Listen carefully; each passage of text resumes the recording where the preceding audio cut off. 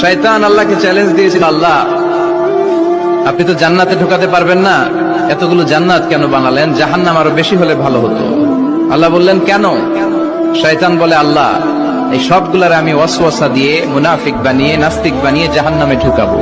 আমি চ্যালেঞ্জ দিলাম, ডান দিক থেকে ধোকা দেব, বা থেকে, সামনে থেকে, পেছন থেকে, নিচ থেকে, রগের শিরা উপশিরায় ঢুকে, মাজরার দাম যেখান দিয়ে রক্ত চলাচল করে ওখানে ঢুকেও আমি ধোকা দেব।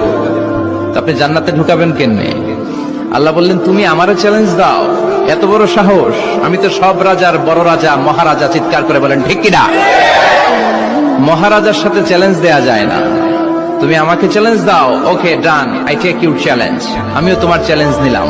তুমি আজীবন ধোকা দিবা, আজীবন তুমি গুমরা করবা, বেনামাজি বানাবা, জালিম বানাবা। কিন্তু আমার বান্দা কোন তাফসীরুল কোরআনের মাহফিলে এসে কোন এক ওয়াক্তের নামাজে